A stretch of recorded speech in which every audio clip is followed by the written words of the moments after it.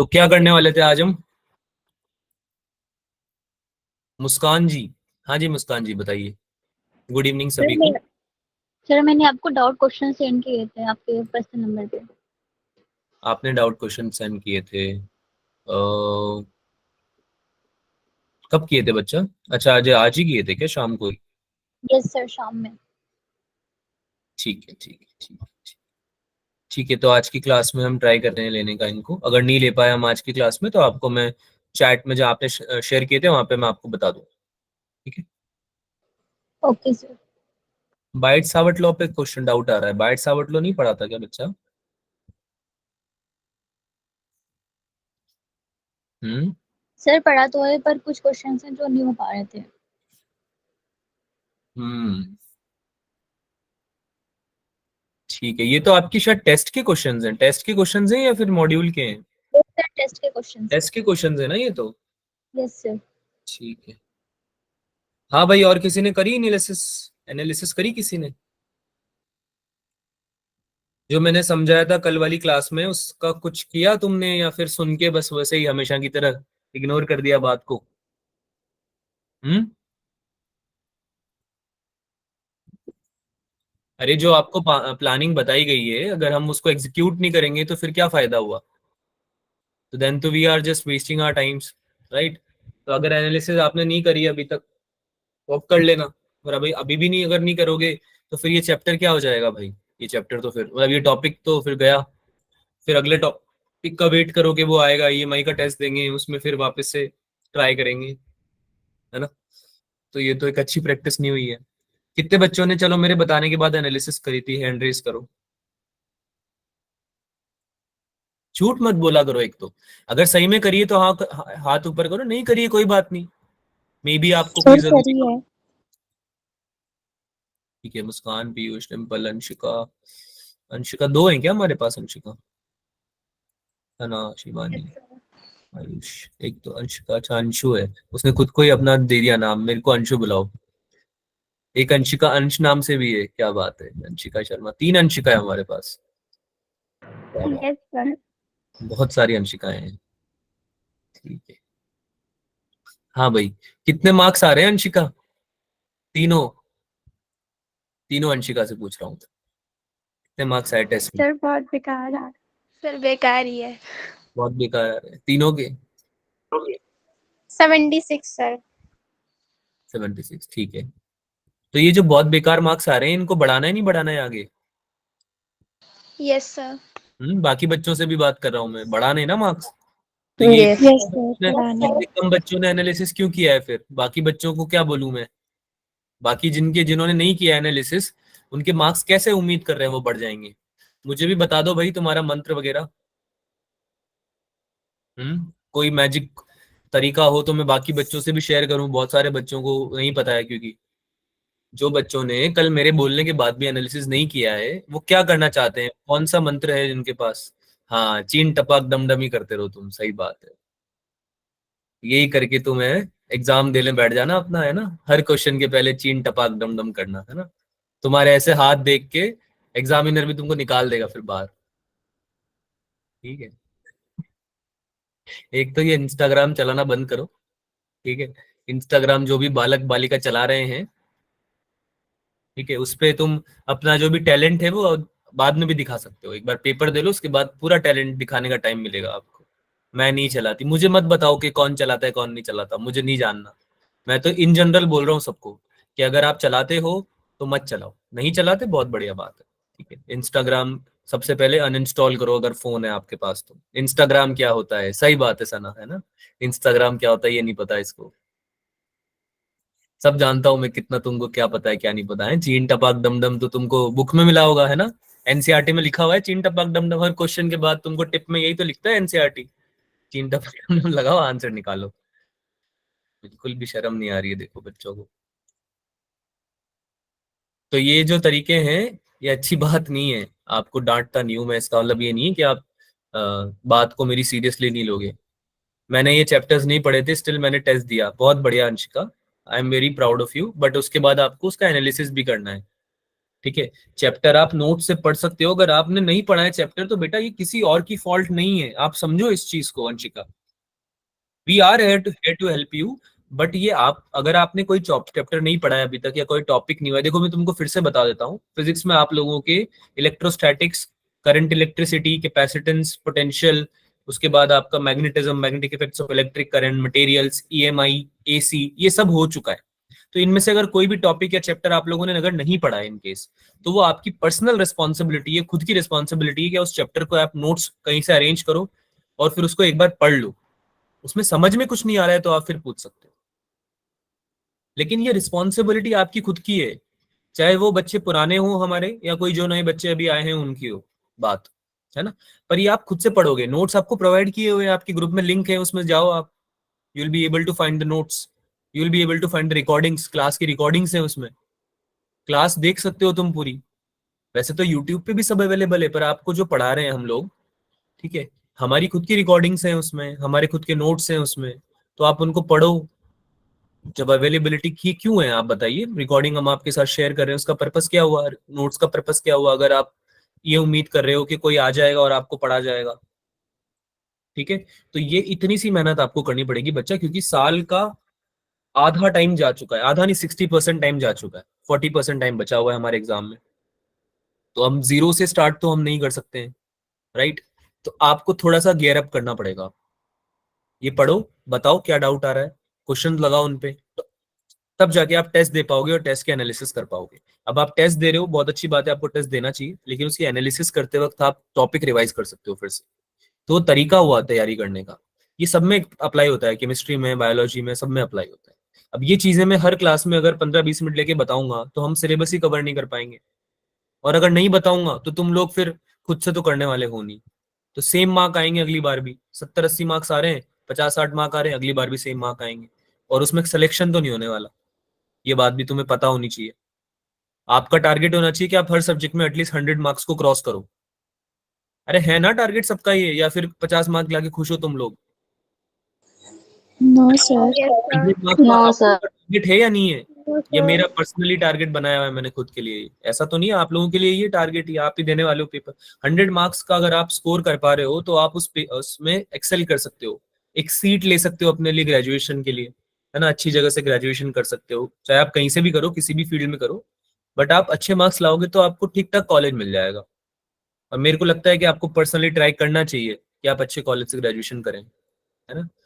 फिर लाइफ कहाँ ले यस जाती है सर। वो अलग बात है, लेकिन आपको अपनी तरफ से ट्राई करना चाहिए। तो आप एनालिसिस जिन बच्चों ने नहीं किया है, आप इस चीज को मेरा वार्निंग समझ लो, क्योंकि मैं आज नहीं डांट रहा हूँ, पर आने वाले टाइम में हो सकता है या तो मैं डांटूं, या फिर मैं आप लोगों को जो मैं हेल्प करने का ट्राई करता रहता हूँ इतना ज्यादा, वो मैं कम कर दूं, क्योंकि फिर मुझे रियलाइज अगर हुआ ऐसा कि तुम लोग ही मेहनत करने के तैयार नहीं हो, तो फिर मैं मेहनत नहीं करने वाला तुम्हारे। ये गलत बात है, क्योंकि बहुत, है ना, आपका खुद का करियर है, आपको खुद को ध्यान देना चाहिए। जब मैंने कल बोला था एनालिसिस करना है तो करना है, इसमें फिर दूसरी बात नहीं है कुछ भी। कहीं से भी टाइम निकालो, तुम्हारा पहला काम पढ़ाई होना चाहिए अभी इस टाइम पे, है ना। क्वेश्चन नंबर 32, ठीक है प्रिंस, पर्सनली भी मुझे शेयर कर दिया करो, आप लोगों के पास मेरा नंबर है, आप लोगों के पास ग्रुप भी है, डाउट सॉल्विंग ग्रुप, उसमें भी शेयर कर दिया करो, है ना। कहीं ना कहीं से आपको, आपका मोटिव ये नहीं होना चाहिए कि हमने किसी को बता दिया अब वो देखेगा, उसकी प्रॉब्लम है, ऐसे नहीं होना चाहिए। आपका मोटिव होना चाहिए कि मेरा सवाल है, मेरा डाउट है, मेरा डाउट सॉल्व होना चाहिए, तो मैं उसके लिए सब कुछ करूंगा, उसके लिए सब कुछ करूंगी। ग्रुप में भी शेयर करूंगा, पर्सनली भी सर को भेज दूंगा, क्लास में भी बता दूंगा, जो भी मैं कर सकता हूँ मैं वो करूंगा, ठीक है। उसके बाद अगर भी नहीं हो पाता है तो फिर अलग बात है, फिर मेरी गलती नहीं थी उसमें, है ना? ये आपका पर्सपेक्टिव होना चाहिए, आपका पॉइंट ऑफ व्यू होना चाहिए ऐसा, ठीक है। चलिए भाई, तो आज हम ऑप्टिक्स स्टार्ट करने वाले हैं, तो एक बार स्टार्ट तो कर ही देते हैं ऑप्टिक्स को। ईएमआई का आपका टेस्ट होने वाला है इस वीक, पता है सबको ये बात?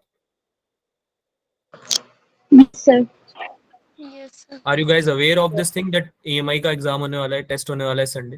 तो ईएमआई जो पता है, नहीं था सर, अब पता चलेगी।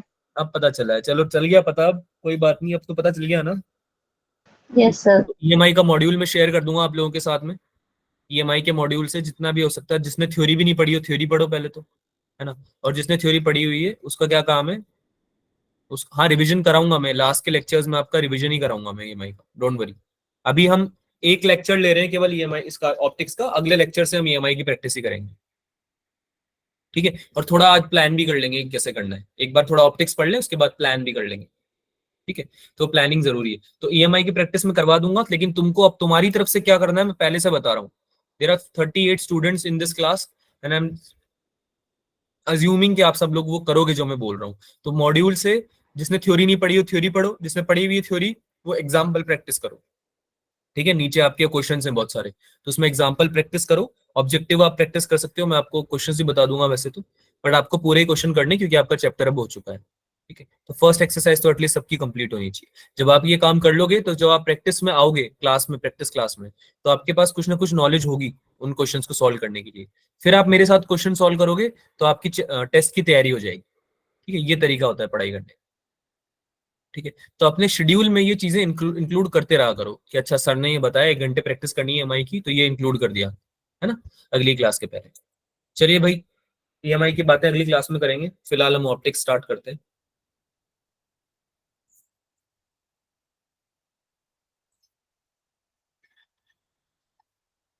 तो आज हम थोड़ा सा बेसिक बेसिक समझेंगे ऑप्टिक्स का, फंडामेंटल लेक्चर है, जो पुरानी चीजें पढ़ी थी उनको रिवाइज करेंगे एक बार, क्योंकि चैप्टर बड़ा है थोड़ा, तो इसमें टाइम लगेगा इसको कवर करने में, आराम से हम इसको कवर करेंगे।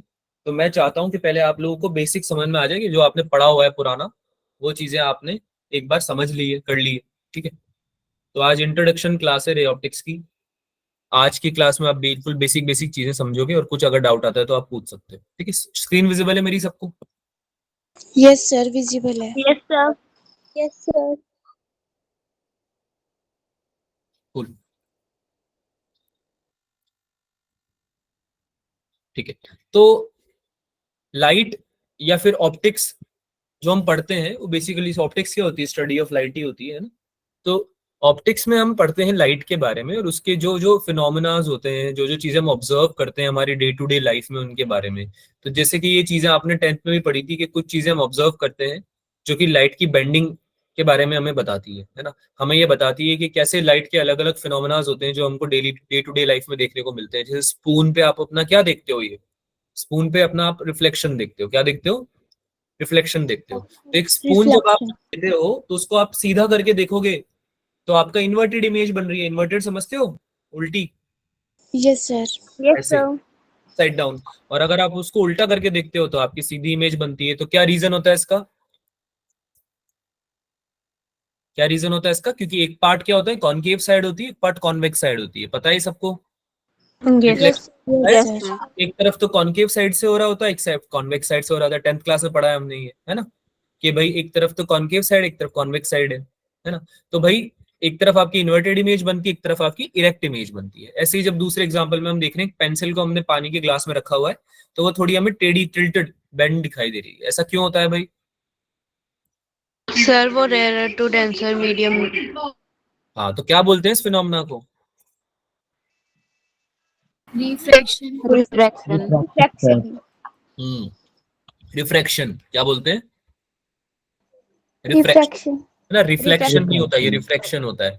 कब होता है ऐसा? जब एक लाइट एक मीडियम से दूसरे मीडियम में जा रही होती है, राइट।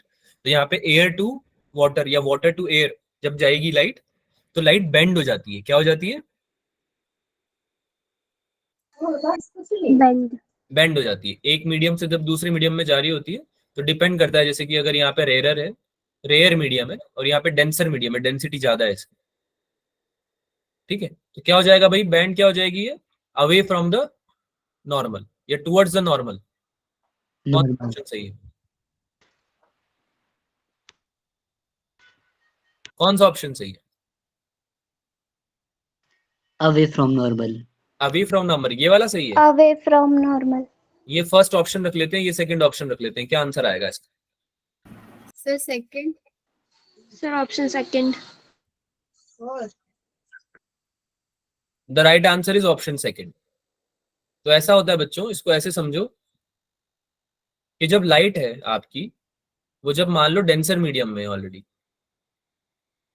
और वो जब रेयरर मीडियम में जा रही है, तो रेयरर मीडियम में पार्टिकल्स दूर दूर होंगे, तभी तो रेयर है वो मीडियम, है ना।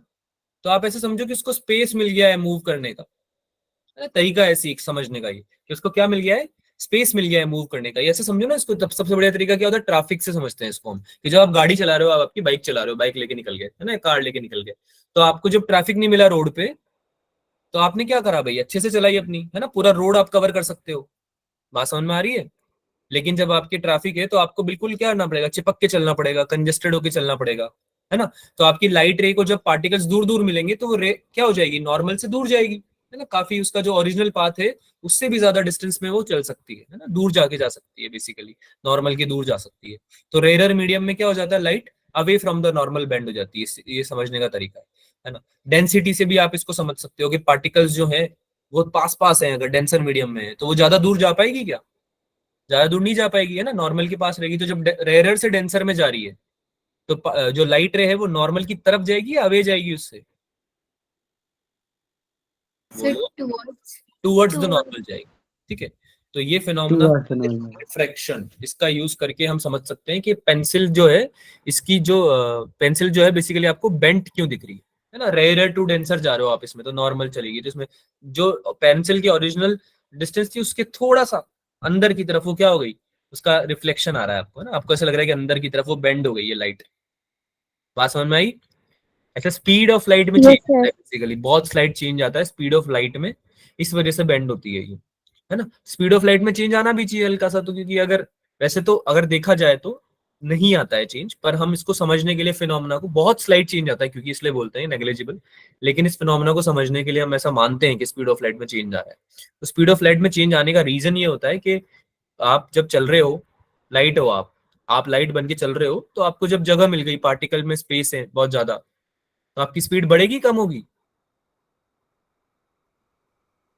अरे अगर पार्टिकल दूर दूर है तो आपकी स्पीड बढ़नी चाहिए ना, Yes, sir. बढ़ेगी फिर। Yes, Yes, और जब sir. बढ़ेगी। पार्टिकल बढ़ेगी सर। डेंसिटी ज्यादा है किसी जगह पे तो स्पीड कम होगी, तो ऑब्वियसली स्पीड में चेंज आ रहा है जब आप एक मीडियम से दूसरे मीडियम में जा रहे हो तो, है ना, रेयर टू डेंस हो या डेंस टू रेयर, तो उस केस में फिर हम क्या देखते हैं कि लाइट बेंड हो जाती है थोड़ी सी, ठीक है। तो ये चीज, ये फिनोमेना हमें समझ में आता है रिफ्रैक्शन, ठीक है। आगे चलते हैं भाई। अच्छा, कहाँ पे और यूज आता है ऑप्टिक्स का, बाइनोकुलर्स हो गया, टेलीस्कोप हो गया, क्या क्या यूज आता है इसमें, किस चीज का यूज करते हैं इन चीजों में,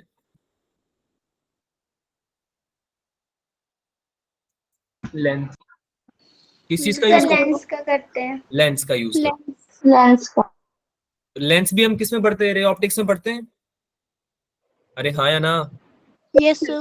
है ना, क्या करता है Yes, लेंस, sir. क्या करता है लेंस,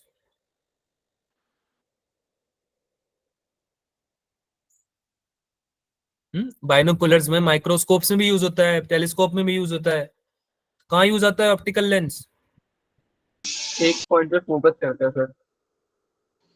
Wider view. हाँ, अगर आपको नैरोवर या वाइडर व्यू चाहिए तो उसके लिए आपका चेंज करता है, यानी कि फील्ड ऑफ व्यू चेंज कर देता है आपका, क्या चेंज कर देता है, फील्ड ऑफ व्यू चेंज कर देता है आपका, है ना। कोई चीज बहुत दूर है उसको हमको देखना है तो हमको लेंस की जरूरत पड़ेगी, क्योंकि जो लाइट रेज है उनको क्या करेगा, या तो वो कन्वर्ज कर देगा एक पॉइंट पे या डाइवर्ज कर देगा, है ना, फील्ड ऑफ व्यू चेंज कर देगा आपका। तो ऐसे आप माइक्रोस्कोप में भी क्या करते हो, एक पॉइंट पे कॉन्सेंट्रेट कर देते हो व्यू को, है ना, छोटा कर दिया, तो आपने क्या उसको क्या कर दिया, फील्ड ऑफ व्यू चेंज कर दिया, तो आप उस छोटी सी छोटी चीज को भी देख सकते हो, है ना। तो हमारा लेंस भी क्या है, ऑप्टिक्स का एक पार्ट है, तो वो भी हम पढ़ने वाले हैं, ठीक है। तो ये सब चीजें हमारी डे टू डे लाइफ में हमें देखने को मिलती है कि कहाँ पे हम यूज कर पा रहे हैं इसका, ऑप्टिक्स का, है ना। तो इसलिए हम पढ़ते हैं इसको, तो हम इसका ऑब्वियसली एग्जांपल भी समझेंगे। तो अभी फिलहाल के लिए हम जो टॉपिक्स लेने वाले हैं, reflection, reflection at a curve surface and lens, एक इसमें प्लेन मिरर भी इंक्लूड कर लेना, प्लेन मिरर भी हम आज पढ़ने वाले हैं, ठीक है, स्फेरिकल मिरर्स के अलावा, तो ये कर्व सर्फेसिस के अलावा प्लेन भी पढ़ने वाले हैं। उसके अलावा हम प्रिज्म वगैरह समझेंगे, कुछ ऑप्टिकल इंस्ट्रूमेंट्स के बारे में बात करेंगे, तो ये कुछ टॉपिक्स है जिनके लिए हम पढ़ने वाले। तो पहले कुछ इंपॉर्टेंट चीजें समझ लेते हैं, जैसे कि रे ऑफ लाइट क्या होती है। Ray of light is nothing but a straight line that is drawn in the direction of propagation of light, यानी कि लाइट अगर आपकी वेस्ट से ईस्ट जा रही है, लेट से, तो इस डायरेक्शन में जब आप एक रे बना दोगे, रे समझते हो सब लोग, Yes, sir. रे समझते हो ना, Yes, sir. एक पॉइंट ओरिजिनेट होती है, एक डायरेक्शन होती है, तो जो एक रे ऑफ लाइट आप बना दोगे उसको डिपिक्शन है बेसिकली, तो वो क्या हो जाएगा आपका, रे ऑफ लाइट बोलोगे आप उसको, एक स्ट्रेट लाइन जो आपने बनाई है in the direction of propagation, propagation मतलब मूवमेंट, किधर मूव कर रही है ना, मूवमेंट किधर हो रही है आपकी लाइट की, तो उस डायरेक्शन में अगर आप एक स्ट्रेट लाइन बना दोगे तो उसको रे ऑफ लाइट बोलते हैं। ऐसे ही आप bundle of adjacent light rays बना दोगे तो उसको बीम बोल देते हैं हम। बहुत सारी लाइट रेज अगर आपने बना दी है जो पास है, अगर आपने बहुत सारी लाइट रे बना दी जो पास पास है तो इसको पूरे को क्या बोलते हैं हम? बीम, ना बीम ऑफ लाइट। कहाँ एग्जाम्पल कहाँ मिलता है इसका देखने का? टॉर्च, गाड़ी की हेडलाइट। टॉर्च हो गया, गाड़ी में देख लो हेडलाइट होती है ना आपकी, हेडलाइट हो गई तो वो आपको क्या करती है? बीम ऑफ लाइट भेजती है ना पूरी एक, बीम होती है, काफी ज्यादा एडजेसेंट लाइट रेज होती है उसमें, है ना? तो उसका क्या इम्पैक्ट ज्यादा होता है, इंटेंसिटी बढ़ जाती है लाइट की, राइट? तो पैरेलल बीम का एग्जांपल हम यहाँ पे देख सकते हैं। बीम केवल पैरेलल ही नहीं होती है, ऐसा मत समझना लाइट रे पैरेलल होगी तभी बीम बनेगी, है ना?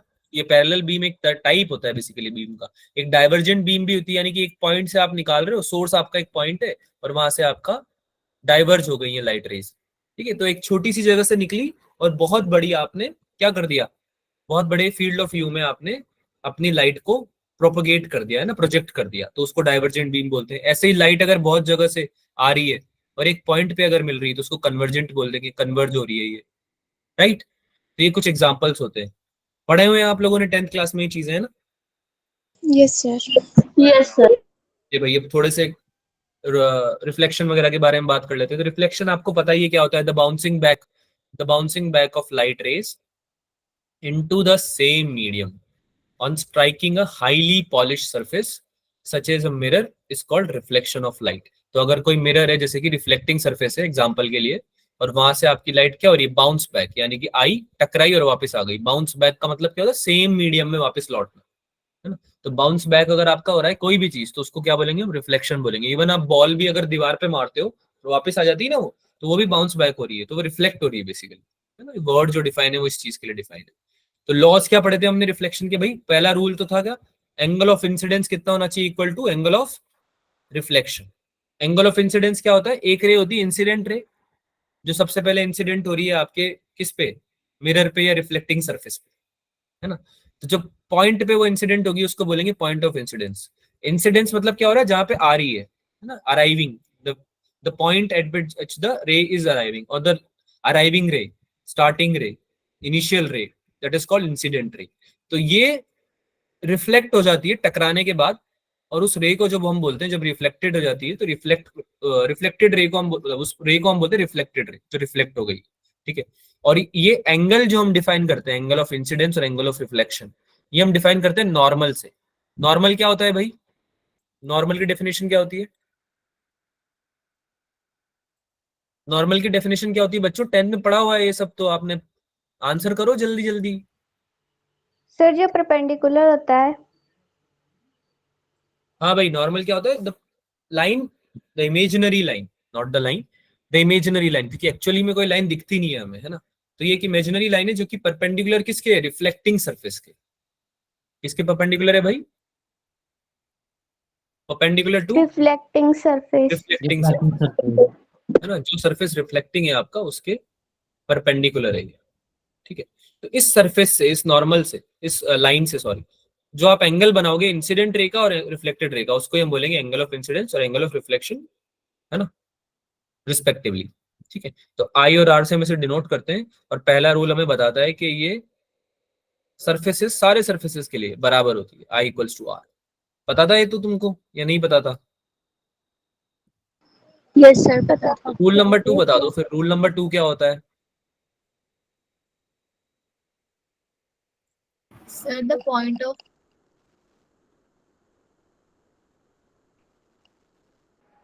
Sir, the angle of incidence, the angle of reflection, and the normal to the reflecting surface all lie in the same plane. हाँ, सारी रेज यानी कि इंसिडेंट रे, रिफ्लेक्टेड रे और ये नॉर्मल भी, और पॉइंट ऑफ इंसिडेंस जो होता है आपका, they all lie in same plane. यानी कि अगर एक्स वाई प्लेन में आपका रिफ्लेक्शन चालू हुआ है तो एक्स वाई प्लेन में ही रहेगा सब कुछ, इंसिडेंट रे भी एक्स वाई प्लेन में रहेगी, angle of sorry reflected ray भी उसी में जाएगी, नॉर्मल भी वही रहेगा, पॉइंट ऑफ इंसिडेंस भी एक्स वाई प्लेन में आना चाहिए। बात समझ में आ रही है सबको? तो आपका जो प्लेन है ये बहुत इंपॉर्टेंट पॉइंट है। अगर पता है आपको कुछ क्वेश्चन ऐसे आते हैं इसमें तुम्हें कंफ्यूज कर देंगे, तो उसमें ये रूल बड़ा काम आएगा। अगर ये रूल आपको याद रहते हैं दोनों, तो आप इन रूल की हेल्प से क्वेश्चन सॉल्व कर सकते हो, वैसे ट्रिकी क्वेश्चन। बात समझ में आ रही है आपको? Yes, sir. यस तो डाउट नहीं है इसमें? Yes, sir. अब आ जाते हैं स्फेरिकल मिरर पे। तो स्फेरिकल मिरर्स क्या होते हैं भाई, एक स्फेयर लेते हैं, एक स्फेयर लेते हैं, ठीक है, रिफ्लेक्टिंग सरफेस का कोई, और उसको हम कट कर देते हैं। तो जैसे हम जो कट करते हैं, इंटरसेप्ट्स बनाते हैं, वो जो इंटरसेप्ट्स होते हैं वो बेसिकली डिफाइन होते हैं किससे, defined as a spherical mirror, ठीक है। तो जैसे ये कट कर लिया हमने, तो क्या बनेगा, ये ऐसा बनेगा कुछ, है ना। ऐसे इसको हमने कट कर लिया, इस वाले पार्ट को, तो ये क्या बनेगा, ये ऐसा बनेगा, है ना। तो इसकी एक सरफेस तो क्या होती है बच्चों, एक सरफेस तो होती है पॉलिश्ड, एक सरफेस क्या होती है, पॉलिश्ड, पॉलिश्ड। और दूसरी सरफेस क्या होती है, रिफ्लेक्टिंग, रिफ्लेक्टिंग। है ना। एक सरफेस से तो रिफ्लेक्शन हो जाएगा आपका, है ना, और एक सरफेस पे आपका रिफ्लेक्शन नहीं होगा, इसलिए वो पॉलिश कर दिया, ठीक है। सरफेस उसका रिफ्लेक्शन जो करेक्ट बेसिकली हटा दिया जाता है, ताकि आप एनालाइज कर सको, राइट। तो ये इसमें कुछ चीजें डिफाइन होती, वो हम समझ लेते हैं क्या क्या डिफाइन होती है भाई। एक तो होता है हमारा सेंटर ऑफ कर्वेचर, क्या होता है, centre of curvature. Centre of curvature. कैसे डिफाइन होता है सेंटर ऑफ कर्वेचर,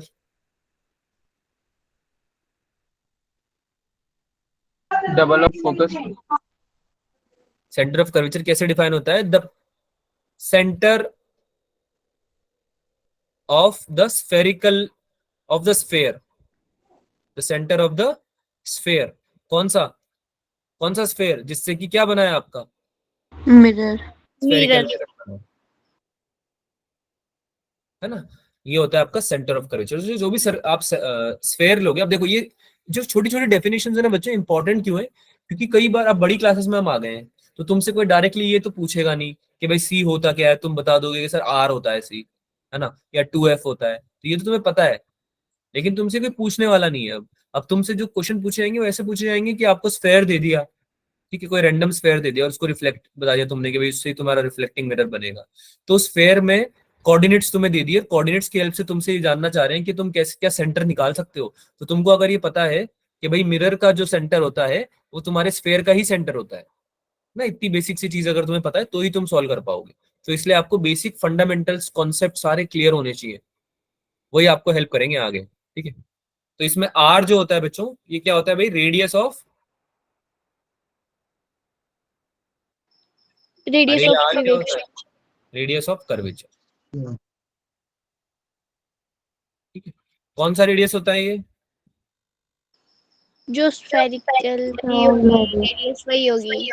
हाँ, जो आपके स्फेयर का रेडियस है, स्फेयर का, जो स्फेयर है जिससे रिफ्लेक्टिंग सरफेस बना है आपका, रिफ्लेक्टिंग मिरर बना है, उस स्फेयर के रेडियस को आप क्या बोलते हो, रेडियस ऑफ कर्वेचर, ठीक है। और क्या पॉइंट हो गए भाई, पोल, पोल क्या पॉइंट हुआ, P इक्वल्स टू पोल, ये क्या होता है, centre of spherical mirror. Geometrical centre, क्या होता है ये, geometrical centre, geometrical centre. Geometrical centre. नहीं बोलना है, ज्योमेट्रिकल सेंटर मतलब समझते हो ना, ज्योमेट्री वाइज जो सेंटर आ रहा हो बेसिकली, है ना, यस ज्योमेट्री सर। वाइज जो सेंटर आ रहा हो, तो ज्योमेट्री आपकी कैसी भी हो, अगर उसका सेंटर ज्योमेट्रिकली आप देख रहे हो, तो आपका उस सेंटर को आप क्या बोल दोगे, पोल बोल, राइट। अच्छा, तो और क्या डिफाइन करें इसमें हम, प्रिंसिपल एक्सिस रह गया, Focus. फोकस रह गया, प्रिंसिपल एक्सिस, प्रिंसिपल एक्सिस क्या होता है भाई, the line passing through, the imaginary line passing through, pole बोलो, and centre. Pole. Pole and centre of curvature. हाँ, passing through pole and centre of curvature, centre of curvature. Pole और centre of curvature से जो line, imaginary line पास हो रही है, imaginary इसलिए बोलो कि दिखती नहीं है ये, रिफ्लेक्टिंग रेस तो दिख सकती है, इंसिडेंट रेस तो दिख सकती है ना, पर क्या नॉर्मल दिखता है हमें, कभी हम ट्रेस कर पाते हैं नॉर्मल को, नहीं कर पाते, नो क्योंकि तो हमने नो खुद भी सर। डिफाइन किया है। ऐसे प्रिंसिपल एक्सिस में दिखता है क्या आप लोगों को, कभी प्रिंसिपल एक्सिस दिखेगा क्या, नहीं दिखेगा, तो नो इसलिए हम सर। उसको इमेजिनरी लाइन बोलते हैं। और ये बोर्ड्स में बहुत इंपॉर्टेंट है ये चीज, कि अगर आपसे पूछा जाए तो आप इसका मेंशन करो इमेजिनरी लाइन, अगर आपने इमेजिनरी लाइन नहीं लिखा तो हो सकता है आपके मार्क्स कट हो जाए, ठीक है। अरे बात समझ में आ रही है। तो दो तरह के मिरर दे रखे हैं, यस सर। एक तो कॉन्केव मिरर और एक कॉन्वेक्स मिरर, है ना। जो बेंट अंदर की तरफ बेंट होता है उसको हम क्या बोलते हैं, कॉनकेव। कॉनकेव। और जो बाहर की तरफ बेंड होता है उसको बोलते हैं कॉन्वेक्स। कन्वेक्स। अच्छा, अपर्चर। अपर्चर क्या हुआ भाई? अपर्चर होता है टॉप से बॉटम का डिफरेंस, है ना, टॉप टू बॉटम डिस्टेंस जो आपका मिरर है। और इसका डेफिनेशन क्या होता है? Small opening. अपर्चर का मतलब होता है स्मॉल ओपनिंग। तो आपका पूरा स्फेयर का एक छोटा सा पार्ट है, ओपनिंग है बेसिकली, जहां पे आप सारी रेज को क्या करोगे? स्टडी करने वाले हो। ठीक है, a small opening that allows the light to reach और allows the light to fall ना। ऐसी ओपनिंग जो आपकी क्या कर रही है? अलाउ कर रही है लाइट को फॉल करने के लिए। ठीक है, तो इसको बोलते हैं हम अपर्चर। समझ में आई बात? Yes, sir. Yes sir. Yes sir. चलो भाई, फोकस डिफाइन करते हैं। तो प्रिंसिपल फोकस की जो डेफिनेशन होती है बच्चों, वो ऐसे नहीं दी जाती है कि आपका जो रेडियस ऑफ कर्वेचर है उसका आधा कर दो। ये डेफिनेशन नहीं दोगे आप डेफिनेशन क्या दोगे प्रिंसिपल फोकस की? कि फोकस ऐसा पॉइंट होता है जहां पे आपकी लाइट रेज मिलती है, where the light rays meet, where the light rays meet after reflection from the surface of mirror. when they come from, कहां से? इंफिनिटी, है ना, या फिर पैरेलल रेस। आप ये भी बोल सकते हो कि, या फिर ऐसे लिख लो, और the point of meeting of parallel rays after क्या? अरे बोलो, रिफ्लेक्शन ना। रिफ्लेक्शन के बाद जब मीट कर रही है आपकी रेस, उस पॉइंट को हम फोकस बोलते हैं या प्रिंसिपल फोकस बोलते हैं। अब ये आप ऐसे बोल सकते हो कि भाई रेडियस ऑफ कर्वेचर का आधा होता है ना फोकस, या फोकल लेंथ। क्या बोलेंगे इसको? Focal focal length. Focal length. Focal length जो होती है हमारी, वो रेडियस ऑफ कर्वेचर की क्या होती है भाई? आधी होती है। ठीक है, तो भाई इस केस में तो मीटिंग हो गया, ये तो हो गया कॉनकेव के केस में, है ना। कॉन्वेक्स के केस में क्या हो जाएगा? कॉन्वेक्स के केस में क्या हो जाएगा? Appears to be meeting. क्या हो जाएगा? Appears to meet. अरे बात समझ में आ रही है? एक्चुअली मिलती है क्या कॉन्वेक्स के केस में? कॉन्वेक्स के केस में एक्चुअली मिलती है। एक्सटेंड करनी पड़ती है। हाँ, आपको एक्सटेंड करनी पड़ती है, प्रोजेक्ट करनी पड़ती है, तो उसको आप क्या बोलोगे? Appears to be meeting. तो ये चीजें समझो। ये कॉनकेव कॉन्वेक्स वाला जो भी थोड़ा बहुत बेसिक्स है, इनको आप जब समझ लोगे तो आपके जो आगे क्वेश्चंस आने वाले हैं उनको आप अच्छे से समझ पाओगे, सॉल्व कर पाओगे। अगर आपने यही नहीं समझा है बेसिक, तो फिर दिक्कत है। ठीक है, ऑल्सो बोर्ड में आपको बहुत इंपॉर्टेंट रहेगा कि आप लैंग्वेज सही लिखो। जब आप ये दोनों पॉइंट लिखोगे, ये वाला पॉइंट भी लिखना है आपको और ये वाला भी लिखना है, तब जाके आपकी डेफिनेशन कंप्लीट होगी। अदरवाइज तो आप क्या कर रहे हो भाई? आप गलत लिख के आ रहे हो, या फिर आधा आधा मार्क्स लेके आ रहे हो, है ना, वो गलत बात। तो कोई सेंस नहीं बनता। चलो भाई आगे चलते हैं। यहाँ तक कोई डाउट तो नहीं है? No sir. No sir. तो अब बात करते हैं हम कि पैरेक्शियल रेस क्या होती है। पैरेक्शियल रेस होती है जो रे जो कि छोटा एंगल बनाए आपके नॉर्मल के साथ में, यानी कि वो रे जो कि इस नॉर्मल के साथ में क्या बना रही? छोटा सा एंगल बना रही है, यानी कि जो थीटा है आपका, वो क्या है? बहुत स्मॉल है ना। And lies close to the axis throughout the system. अब देखो समझो, तुम्हारा जो मिरर है, तुम्हारा जो मिरर है उसमें जो रेज है, मान लो ये ऑब्जेक्ट है तुम्हारा, तो इसमें रेज जो है वो तो बहुत दूर दूर भी जा रही होंगी, है ना। या फिर अगर हम मिरर की बात करें कि कहां से आ रही, तो इन्फिनिटी से आ रही, तो बहुत दूर से भी आ रही होंगी, ये देखो बहुत दूर से भी आ रही होंगी, है ना। तो जो पैरेक्शियल रेज होंगी वो वही रे होंगी जो कि बहुत छोटे डिस्टेंस पे हैं आपके प्रिंसिपल एक्सिस से। प्रिंसिपल एक्सिस से क्या है? बहुत स्मॉल डिस्टेंस पे है ना, क्लोज है, बहुत ज्यादा क्लोज है। तो ये पैरेक्शियल रेज डिफाइन क्यों किया गया है? ये सबसे इंपॉर्टेंट है। पैरेक्शियल रेज डिफाइन इसलिए किया गया क्योंकि पैरेक्शियल रेज के लिए ही आपका जो मिरर फॉर्मुलाज होते हैं ना, मिरर फॉर्मुलाज, वो वैलिड होते हैं। क्योंकि जब हम मिरर फॉर्मूला डिफाइन करते हैं, डिराइव करते हैं, वो हम ट्रिग्नोमेट्री से करते हैं, याद आ रहा है?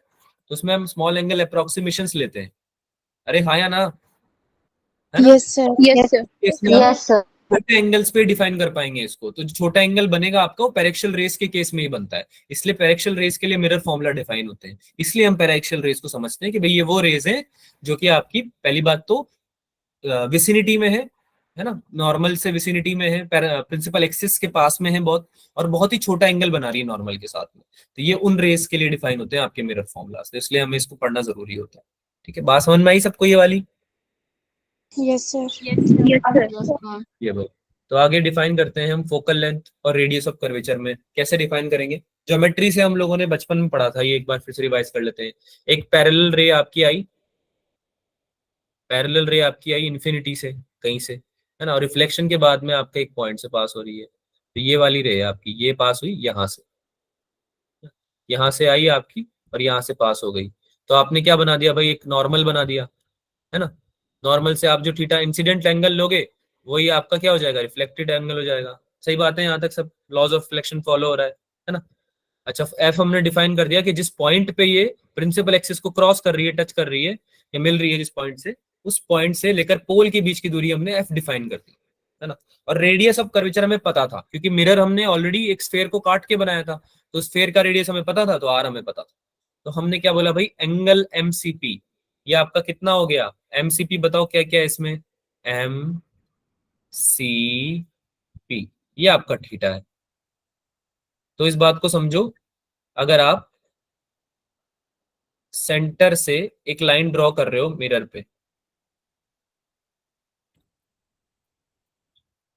तो ये एंगल थीटा आप डिफाइन कर सकते हो क्या, बताओ हाँ या ना।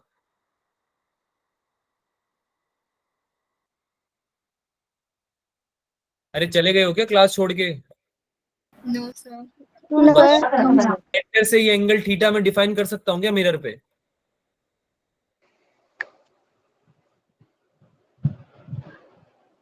No sir. बेटा हम फिजिक्स पढ़ रहे हैं तो आपको दिमाग लगाना पड़ेगा, ऐसे काम नहीं चलेगा। अच्छा एक बात बताओ, तुमको मैंने एक स्फेयर दिया, तुमको बोला इससे कटिंग करो स्फेयर में और एक स्फेरिकल मिरर बना लो बच्चों, तुम बना लोगे, राइट? तो अगर यस सर। तुम्हें क्या उस स्फेयर का सेंटर पता हो सकता है? बिल्कुल पता हो यस सर। सकता है ना, उस सेंटर की रेडियस पता हो सकती है, ऑब्वियसली पता हो सकती है स्फेयर की रेडियस मतलब, है ना। तो जब तुम्हें दोनों चीजें पता है तो क्या तुम सेंटर डिफाइन कर सकते हो? सेंटर आप डिफाइन कर सकते हो, आप फोकस नहीं डिफाइन कर सकते क्योंकि फोकस आपने पढ़ा ही नहीं है अभी, है ना। फोकस के लिए आपको पहले रिफ्लेक्शन कराना पड़ेगा, लेकिन क्या सेंटर के लिए भी रिफ्लेक्शन कराना पड़ेगा क्या? No sir. अरे मेरी no sir.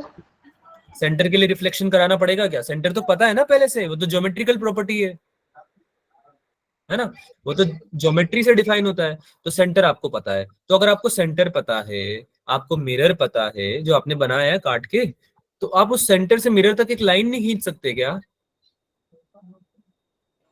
Yes sir. Yes sir. Angle define नहीं कर सकते क्या? जो लाइन एंगल बना रही होगी आपके प्रिंसिपल एक्सिस से, प्रिंसिपल एक्सिस भी बना पाओगे, सेंटर पता है तो प्रिंसिपल एक्सिस भी बना पाओगे, है ना। मिरर का पोल लोगे, Yes. ज्योमेट्रिकल सेंटर होता ही है, उसको मिला दिया तुमने सेंटर से तो प्रिंसिपल एक्सिस बन गया। तो तुम्हारे प्रिंसिपल एक्सिस से जो वो लाइन है वो कोई तो एंगल बना रही होगी, वही तो थीटा होगा। तो अभी तुमने मना क्यों किया कि सर थीटा डिफाइन नहीं कर सकते? अब बताओ, कर सकते हैं या नहीं कर सकते? सर कर सकते हैं। सर कर सकते कर हैं। सकते हैं। समझ में नहीं आ रहा? कोई ऐसा जिसको दोबारा से सुनना है ये सब बातें? अगर किसी को समझ में नहीं आ रहा तो आप हाथ ऊपर कर सकते हो। क्या डाउट आ रहा है? सलाम कुमारी, क्या डाउट आ रहा है बच्चा? अंशिका सलाम, प्रिया, बहुत सारे बच्चे हो यार, क्या बात हो गई? डाउट पूछो ना फिर, या तो कि सर ये चीज समझ में नहीं आई जो आपने ये बोली। सुमन, सर एंगल कैसे निकालना है? बेटा एक लाइन खींचो प्रिंसिपल एक्सिस, जो कि तुम पोल से सेंटर को जोड़ रहे हो, एक लाइन खींच ली तुमने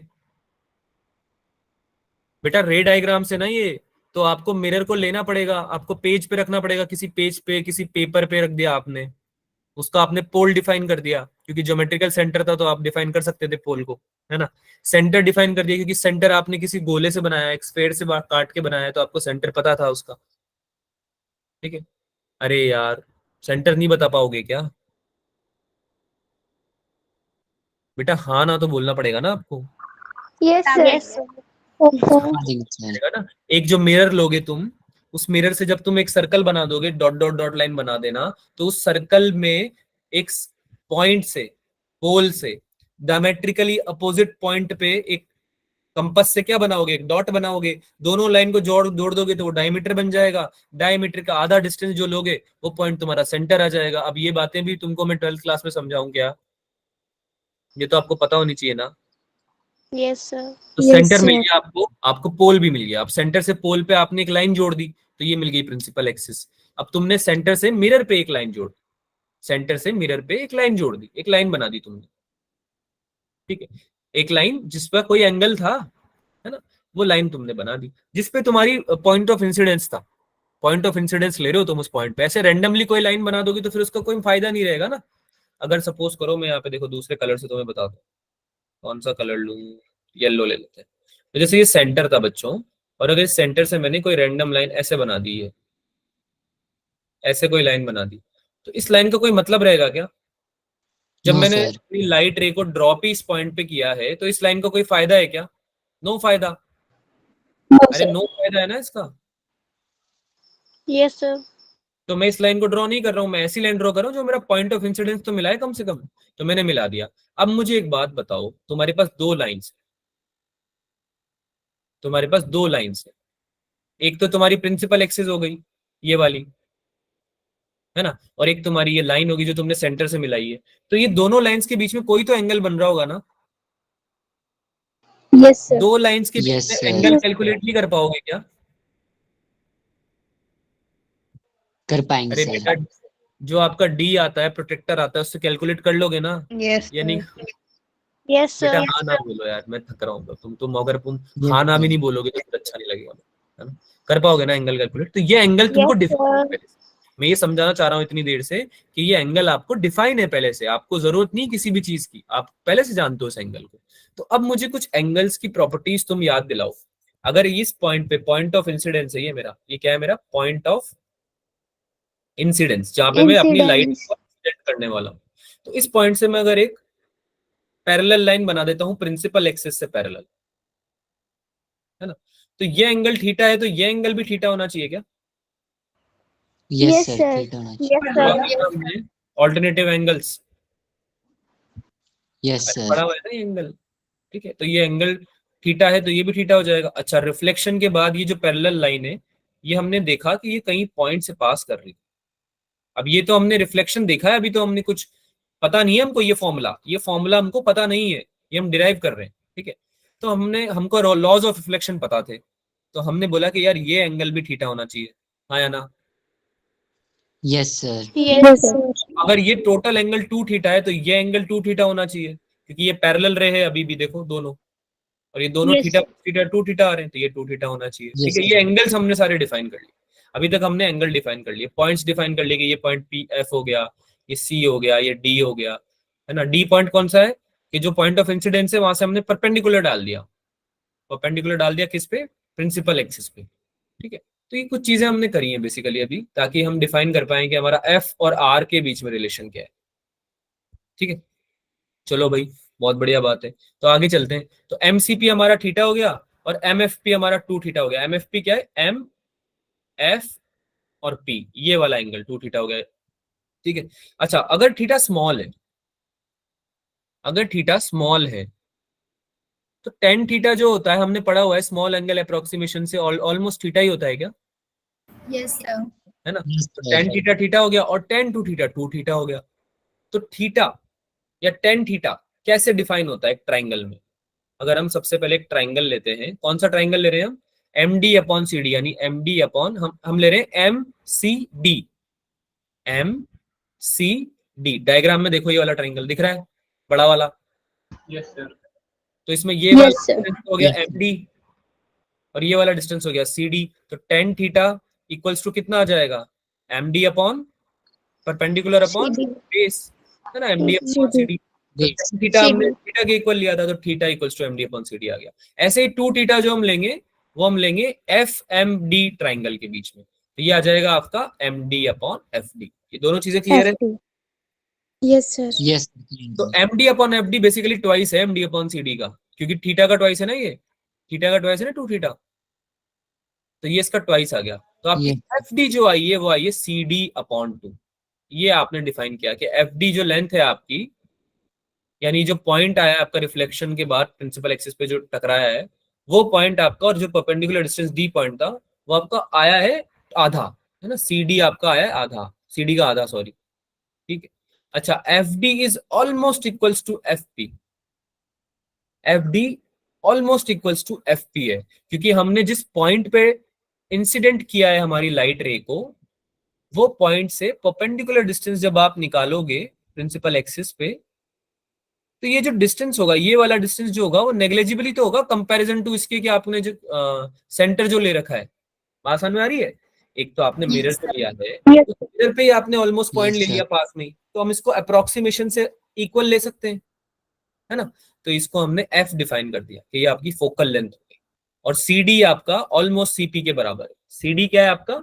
ऑलमोस्ट सीपी के बराबर, सेम तरीके से जैसे एफ डी एफ पी के बराबर है, वैसे सी डी सीपी के बराबर है ऑलमोस्ट। तो ये हमने आर डिफाइन कर रखा था पहले से, तो इससे हमें इस रिलेशन से पता चला कि आपका जो एफ आता है फोकल लेंथ, वो रेडियस का आधा आता है। तो ये आपका डेरिवेशन हुआ, अगर बोर्ड्स में आता है तो आप इसको कर देना। हाँ, बताइए, इसमें कोई डाउट है? No, No, sir. sir. No, sir. आगे चलो। Yes, sir. Yes, sir. अब मिरर इक्वेशन डिफाइन करते हैं, डिराइव करते हैं। तो मिरर इक्वेशन के लिए कुछ नहीं करना हमको, मिरर इक्वेशन के लिए भी सेम तरीके से हमें ट्राइंगल ले लेने हैं तीन। एक तो हमने बड़ा ट्राइंगल ले लिया, ठीक है, एक पॉइंट ले लिया ओ दूर, एक पॉइंट ले लिया सेंटर सी जो आपका डिफाइन था ऑलरेडी, एक पॉइंट ले लिया आई और एन, एन तो आपका परपेंडिकुलर डिस्टेंस हो गया, है ना, और आई और ओ अभी हमने डिफाइन नहीं की कि भाई क्या पॉइंट है, लेकिन हमने ले लिए थे, ठीक है। अब आपने ओ पॉइंट से, आपका ऑब्जेक्ट डिस्टेंस था ओ क्या था आपका? ऑब्जेक्ट डिस्टेंस था, यानी कि आप ऑब्जेक्ट डिस्टेंस को यू बोल दे रहे हो। ओ पॉइंट आपका कौन सा था जहां पे आपका क्या रखा हुआ है? अरे बोलो, ओ Okay. पॉइंट आपका क्या है जहां पे आपका ऑब्जेक्ट Object. रखा हुआ है? ऑब्जेक्ट रखा हुआ है, ऑब्जेक्ट प्लेस्ड, ठीक है। और आई पॉइंट कौन सा है? जहां पे आपकी इमेज बनी है, Image formation. इमेज फॉर्मेशन हुई है। तो इमेज डिस्टेंस को आप क्या लिखते हो भाई? वी लिखते हो, अभी तक तो ये लिखते आए हो, ठीक है। तो अब इसको डिराइव करते हैं। तो tan अल्फा यानी कि वो एंगल जो प्रिंसिपल एक्सिस से ऑब्जेक्ट डिस्टेंस बना रहा है, ऑब्जेक्ट वाला जो आपका पॉइंट है, जो ऑब्जेक्ट से रे निकल रही है, जो मिरर तक जा रही है, वो रे आपकी प्रिंसिपल एक्सिस से एंगल बना रही है अल्फा। तो ऐसे ही आपका सेंटर भी बना रहा होगा कुछ बीटा, ऐसे इमेज भी बना रहा होगा कुछ गामा, है ना। तो तीन एंगल हमने डिफाइन की, क्योंकि अब आपके दो पैरामीटर्स आ गए हैं, पहले आपके केवल एक ही आ रहा था, याद करो। अभी आपके दो पैरामीटर्स आ गए एक्स्ट्रा, पहले आपके एक ही एक्स्ट्रा आ रहा था जो है एफ। अरे यार यहाँ देखो ना, पहले आपका क्या था? ऑब्जेक्ट तो इन्फिनिटी पे था, है ना, तो उसका तो कोई एंगल का पैरामीटर आ ही नहीं रहा था, वो तो जो इन्फिनिटी पे था वो प्रिंसिपल एक्सिस से तो कितना एंगल बना रहा था? 0 डिग्री। अरे यार, जो पैरेलल रे Yes, है वो तो प्रिंसिपल एक्सिस से 0 डिग्री बनेगी, है ना। लेकिन अभी आपकी क्या दिक्कत हो गई? आपने ऑब्जेक्ट उठाया इन्फिनिटी से, उसको बोला कि भाई पास आओ, प्रिंसिपल एक्सिस पे बैठो आके, है ना। तो अब तुमने एक पॉइंट बना दिया भाई प्रिंसिपल एक्सिस पे, तो अब तुम्हारा एंगल बढ़ गया, एक और एंगल आ गया, तो अब तुम्हारा अल्फा बीटा गामा, तुम्हें तीन एंगल डिफाइन करने पड़ेंगे। तो इन तीनों एंगल को डिफाइन करते हैं।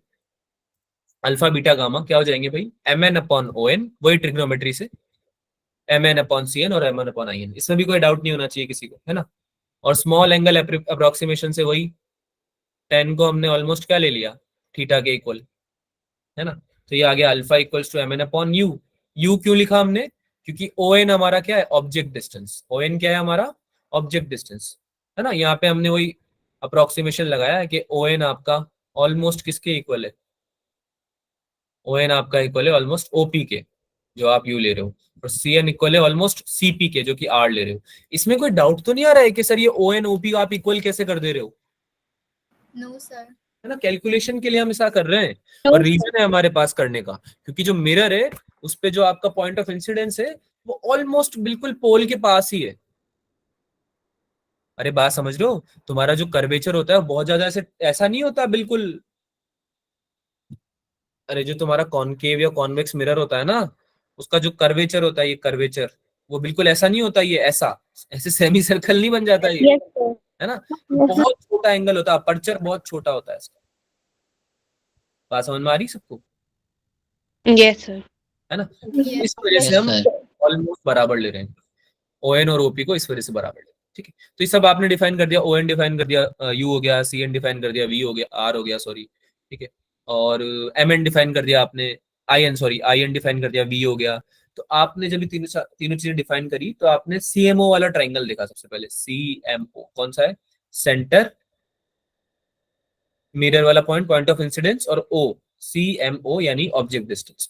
तो इस ट्राइंगल पे, CMO वाले ट्राइंगल पे आपका जो बीटा है बच्चों, बीटा क्या होगा हमारा? सेकेंड एंगल जो C से बनता है, वो अल्फा प्लस थीटा के इक्वल होगा क्या? नहीं समझ में आई बात? ऐसा कोई ट्राइंगल जब होता है तो ये वाला जो एंगल लेते हैं हम, ये दोनों इंटीरियर एंगल्स के बराबर लेते हैं ना। Yes, sir. ये जो बीटा लेते हैं ये alpha plus theta interior angles के बराबर लेते हैं ना ये ट्राइंगल में। तो ये यही तो लिखा है हमने यहाँ पे, देखो beta equals to alpha plus theta. अब आई बात समझ में? अच्छा, थीटा तो समझ में आ गया होगा, यस Yes, sir. ठीक है।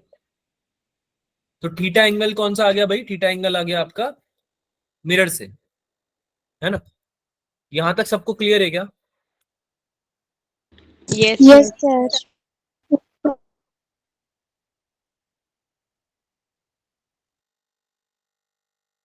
ओके, तो आगे चलते हैं फिर। आगे हमने इसमें डिफाइन किया है भाई, theta equals to beta minus alpha हो गया, और theta equals to gamma minus beta हो गया, यानी थीटा की रिप्लेसमेंट ढूंढ ली हमने अल्फा बीटा गामा की टर्म्स में। अब जब थीटा की रिप्लेसमेंट ढूंढ ली है तो हम इसको इक्वेट कर देंगे, क्योंकि थीटा ही बीटा माइनस अल्फा है और थीटा ही गामा माइनस बीटा है, तो दोनों को इक्वेट कर दिया, दोनों बराबर हो जाएंगे ना। दोनों थीटा से हमने रिलेशन डिफाइन कर लिया था। तो जब बराबर किया हमने इसको बच्चों, तो ये आया हमारा 2 beta equals to gamma plus alpha. और बीटा गामा अल्फा हमने डिफाइन करे हुए थे, देखो 1 2 3। तो पहले तो हमने एंगल डिफाइन करे, फिर एंगल की जगह डिस्टेंस से रिप्लेस कर दी, और जैसे ही हमने एंगल की जगह डिस्टेंस से रिप्लेस किया, हमें डिस्टेंस का एक फॉर्मूला मिल गया जिसको हम क्या बोलते हैं? Mirror formula. तो ये फॉर्मूला सबको याद है?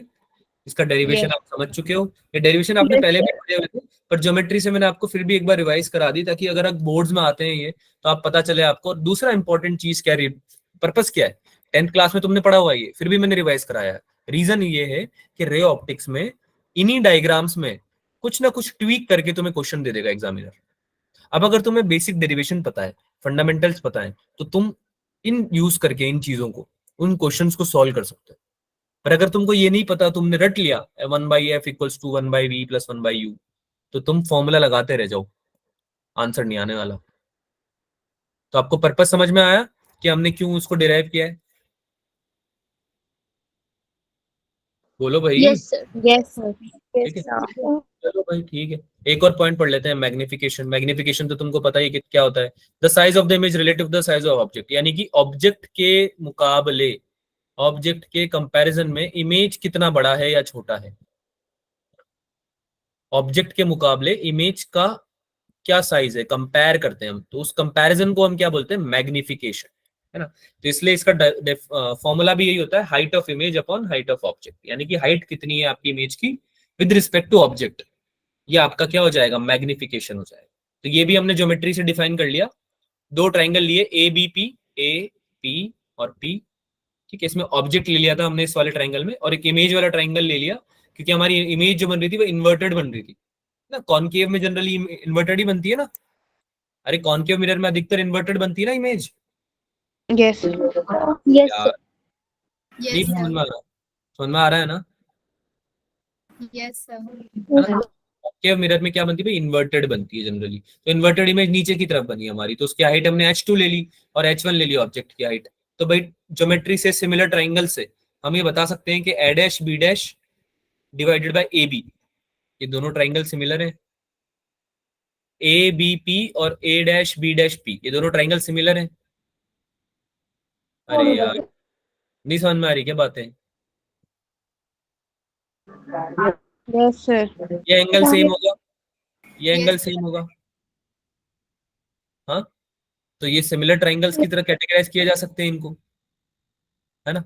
तो दोनों से अगर आप H1 और H2 को कंपेयर करोगे, तो H1 अपॉन H2 या फिर H2 upon H1, A dash B dash upon AB, equals to आना चाहिए आपके B dash P upon BP. B dash P क्या है? B dash P upon BP, यानी कि दो सिमिलर ट्राइंगल्स को अगर आप लेते हो, ये दो सिमिलर ट्राइंगल्स हो गए, तो इसमें क्या होता है भाई, ये वाला डिवाइडेड बाय ये, है ना, h1 divided by h2 equals to क्या आता है, ये वाला डिस्टेंस डिवाइडेड बाय ये पूरा डिस्टेंस, है ना। तो इसको ले लेते हैं x1 अपॉन x2। ऐसे ही तो निकालते हैं हम सिमिलर ट्राइंगल्स में रेशियोज। तो हमने ये लिखा है यहाँ पे, बी डैश पी ये वाला छोटा वाला डिस्टेंस हो गया और बीपी आपका पूरा बड़ा वाला डिस्टेंस हो गया। तो ये सिमिलर ट्राइंगल्स से हमने डिफाइन किया कि आपका h2 upon h1 equals to आता है माइनस v अपॉन u के। अब ये माइनस प्लस साइन कन्वेंशन जो होता है, ये क्या आप लोगों को पता है? ये फॉर्मूला तो चलो ठीक है, तुमने डिराइव कर लिया। साइन कन्वेंशन पता है सबको या बताना पड़ेगा? सर पता है ना। आपका सर जो पता है। एक्स और वाई कोऑर्डिनेट्स होते हैं, एक्स और वाई एक्सिस होते हैं, उसमें वाई एक्सिस के अगर लेफ्ट साइड कुछ कोई भी चीज है तो वो क्या है भाई? नेगेटिव, और राइट साइड नेगेटिव क्या है? Positive. ऐसे ही एक्स एक्सिस के अगर ऊपर की तरफ कोई चीज है तो वो क्या है? Positive. और नीचे की तरफ कोई चीज है तो वो क्या है? ये साइन कन्वेंशन है, इसमें साइन कन्वेंशन खत्म हो जाता है पूरा ही। तो देखो ध्यान से, ऑब्जेक्ट डिस्टेंस को तुमने h1 लिया है तो क्या उसको तुमने पॉजिटिव लिया है? ऊपर है तो, है ना। और h2 तुम्हारी एक्स एक्सिस के नीचे है तो उसको तुमने क्या लिया है? माइनस h2, है ना। और v और u दोनों लेफ्ट में है, v भी लेफ्ट में है, u भी लेफ्ट में है y एक्सिस के। अरे y एक्सिस कैसे डिफाइन होता है? ये इससे डिफाइन होता है ना मिरर से। मिरर आपका ऐसा माना जाता है ओरिजिन पे रखा हुआ है। मिरर क्या माना जाता है? ओरिजिन पे रखा हुआ है। Origin पे. तो मिरर के लेफ्ट में जो चीजें हैं वो नेगेटिव है और मिरर के लेफ्ट राइट में जो चीजें हैं वो पॉजिटिव है ना। तो आपका v भी नेगेटिव है, u भी नेगेटिव है, तो इससे आपका फॉर्मूला आया m equals to minus v by u. क्या ये बात क्लियर हुई सबको? Yes sir, yes sir. पक्का आगे चले? Yes sir. ठीक है, एक क्वेश्चन कर दो। कोऑर्डिनेट्स दिए हुए हैं आपको इसमें ऑब्जेक्ट के, -40,1 पे रखा हुआ है, यानी x कोऑर्डिनेट नेगेटिव है, y कोऑर्डिनेट पॉजिटिव है। इस पॉइंट पे आपका ऑब्जेक्ट रखा हुआ है, आपको बताया जा रहा है भाई कि आपका ओरिजिन पे अगर कॉनकेव मिरर रख दें तो आपकी पोजीशन ऑफ इमेज कितनी रहेगी, ये बता दो। आई एम अज्यूमिंग कि किया जा सकता है ये क्वेश्चन जल्दी से।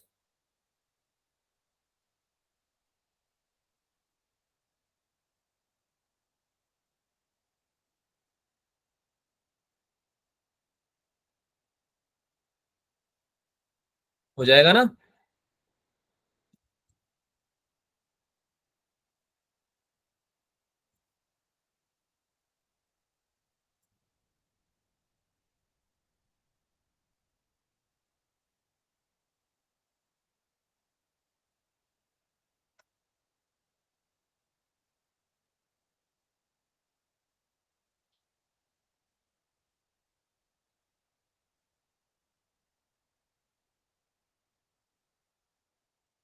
सॉल्व कीजिए भाई सब लोग, आप लोगों को पता है कैसे सॉल्व करते हैं इसको। आंसर बताओ जल्दी जल्दी, 2 मिनट में आपको दे रहा हूँ इसके लिए, अगर आपको टाइम चाहिए तो। I think 2 minutes will be more than enough.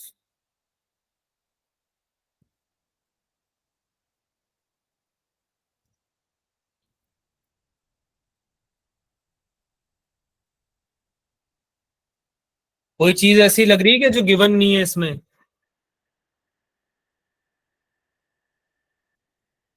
Sir focal length, हाँ, इसका रेडियस नहीं गिवन है। ये चीज तुम बताओगे तो है नहीं, क्योंकि तुम्हें क्वेश्चन ही समझ में नहीं आया है ना। तो आपको रेडियस में दे देता हूँ, r इक्वल्स टू 10 है, 10 सेंटीमीटर। अभी ठीक है? कॉनकेव मिरर तो बता ही दिया है। अरे समझ में आया? Yes sir, concave Yes, mirror sir. तो बता ही दिया है, तो उसमें तो डाउट होना नहीं चाहिए। ठीक है, r इक्वल्स टू 10 दे दी मैंने तुम्हें। ठीक है, रेडियस जो है उसकी 10 सेंटीमीटर है, बस ये बताऊंगा मैं, और कुछ नहीं बताने वाला मैं। बाकी सब चीजें तुम अपना दिमाग लगाओ।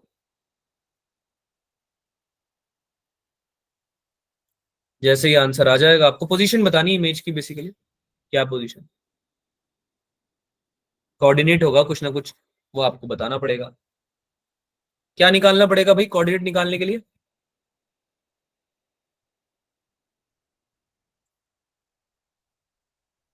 बताओ क्या निकालना पड़ेगा?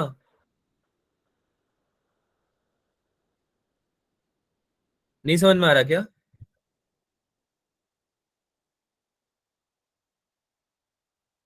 प्रिंट कर दो। सिर्फ फोकल लेंथ निकाल के मिरर फॉर्मूला लगाएंगे ना। लगाओ, ले लो 1 से 2 मिनट ले लो, इसको सॉल्व करो पर। और क्लास छोड़ के मत जाना, मैंने नोट कर लिया कौन कौन बच्चा है अभी और कौन कौन जा रहा है। इट्स बेटर होगा आपके लिए कि आप क्लास छोड़ के नहीं जाए इस पॉइंट पे, ठीक है? ये मेरे को बिल्कुल भी नहीं पसंद, क्योंकि ये हरकत, अगर आपको कुछ काम है जरूरी तो आप मुझे बता सकते हो, चैट में लिख दो कि सर ये काम है इसलिए मैं जा रहा हूँ, तो फिर कोई दिक्कत नहीं। अदरवाइज आप बिना पूछे बिना बताए मत जाइए क्लास छोड़ के। आंसर बताइए इसका। सर -40/7। ये क्या है? सर एक बार मैं मतलब मैंने u की वैल्यू -40 लेके किया तो u v की वैल्यू नहीं, ये ये आई। निकाला क्या है? v की वैल्यू निकाली है? Yes sir. मैंने पूछा क्या है आपसे? Position of image. Position of image -40/7 हो सकती है क्या? -40/7 आपका u v आया है, आप ये बोल रहे हैं, ठीक है? लेकिन आप इसको आंसर में लिख के आओगे क्या, मैं ये पूछ रहा हूँ। आप ये सोचो कि नो सर। इमेज क्या हो सकती है आपको, अगर पोजीशन ऑफ ऑब्जेक्ट दे रखा है ना, कोऑर्डिनेट्स में दे रखा है position of object, right? Position of object coordinates में दे रखा है ना -40,1, तो आपको आंसर पोजीशन ऑफ इमेज का भी कोऑर्डिनेट्स में ही देना है। आ गई बात समझ में? Yes sir. करो।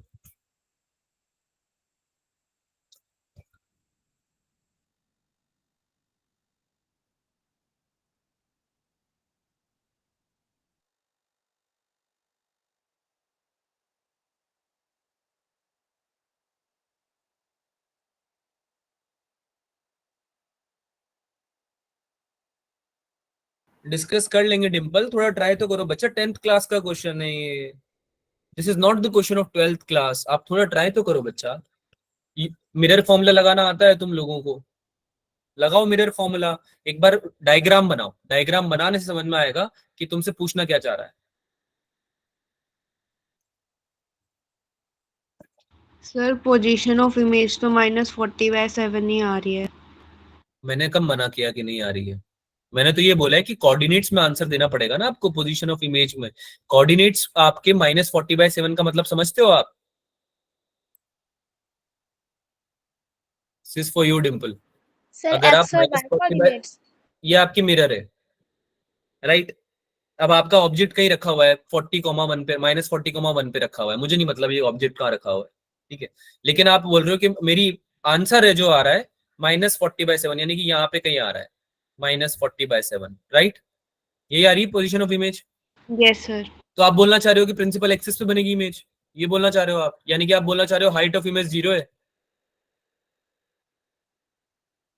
अरे बात समझ में आई अब क्या बोलना चाह रहा यस हूँ मैं? सर। आप ये बोलना चाह रहे हो कि आपकी हाइट ऑफ इमेज 0 है, क्या ऐसा है?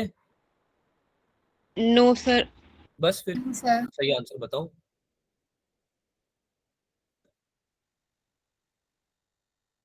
करिए करिए, सॉल्व करिए, सही आंसर बताइए इसका।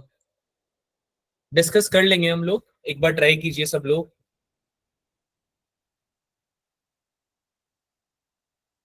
बेटा मिरर फॉर्मूला ही लगाना है और एक बार डायग्राम बनाना है, हो जाएगा ये सॉल्व, परेशान मत हो।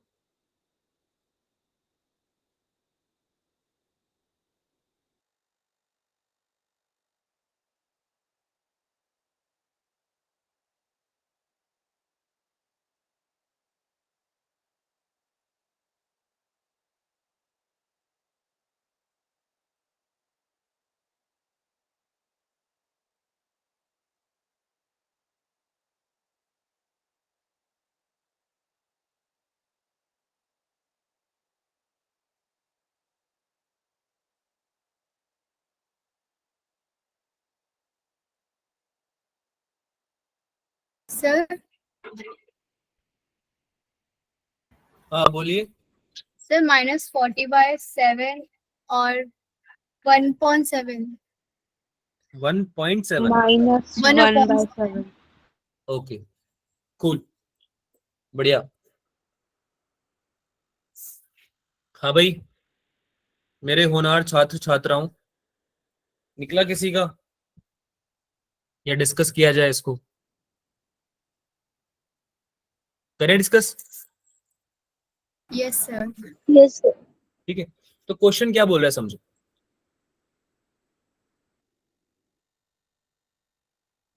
एक मिरर है बेटा, कॉनकेव मिरर है, उसमें आपको पोजीशन ऑफ इमेज दी हुई है -40,1। अब तुम्हारा एक्स और वाई एक्सिस को अगर तुम समझो कि एक्स कोऑर्डिनेट, एक्स एक्सिस तो ये हो गया, वाई एक्सिस ये हो गया, तो कोई अगर नेगेटिव एक्स कोऑर्डिनेट है -40, तो वो नेगेटिव एक्सिस पे होगा, माइनस एक्स एक्सिस पे, है ना। तो यहाँ पे कहीं होगा वो, ये पॉइंट उसका हो गया एक्स कोऑर्डिनेट। अच्छा, वाई कोऑर्डिनेट भी है उसका 1, यानी वो ऊपर की तरफ होना चाहिए, राइट। यहाँ पे कहीं पॉइंट होना चाहिए आपका, अरे यहाँ कहीं पॉइंट होना चाहिए ना, तभी तो उसका कोऑर्डिनेट आएगा -40,1, है ना। Yes, sir. तो इसका पक्का कोई ऑब्जेक्ट डिस्टेंस होगा, ऑब्जेक्ट हाइट होगी इसकी कोई, है ना। h1 ले लो, लेट्स से इस हाइट को, तो इस पॉइंट की आएगी आपकी माइनस, इस पॉइंट का आपका कितना कोऑर्डिनेट आएगा, -40,1, इस पॉइंट का, है ना। तो यहां से आपकी, अब आप लाइन ड्रॉ कर लो, एक तो ले आपकी पैरेलल यहां से ऐसे निकल जाएगी, है ना। और कैसे बना सकते हो भाई, एक आप यहां से सेंटर से निकाल दो, या फिर आप क्या करोगे, फोकस से अगर आप पास कराओगे तो आपकी क्या हो जाएगी भाई, पैरेलल हो जाएगी रिफ्लेक्शन के बाद, है ना। तो यहाँ कहीं इमेज बनेगी क्या, ऐसे इन्वर्टेड सी, जहां पे लाइट रे मिलती है वहीं तो बनती है इमेज। अरे हाँ ना तो बोल दो यार। Yes, sir. Yes, sir. तो तुमको बेसिकली ये पॉइंट निकालना है, ये वाला पॉइंट निकालना है तुम्हारा, ये है तुम्हारा answer.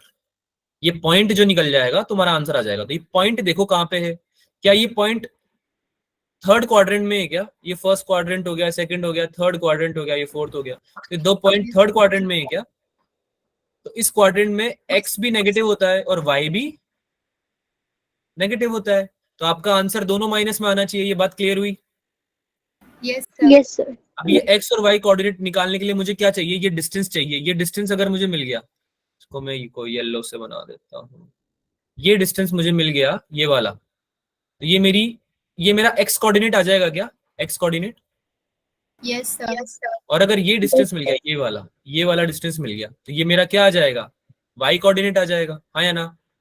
Yes, x sir. Coordinate तो मैं इमेज डिस्टेंस से निकाल सकता हूँ कि इमेज की डिस्टेंस क्या आ रही है, और वाई कोऑर्डिनेट में किससे निकाल सकता हूँ, हाइट ऑफ इमेज से। जितनी हाइट ऑफ इमेज आएगी वही तो मेरा वाई कोऑर्डिनेट आएगा। बात समझ में आई सबको? अरे यार तुम्हें समझ में नहीं, Yes, sir.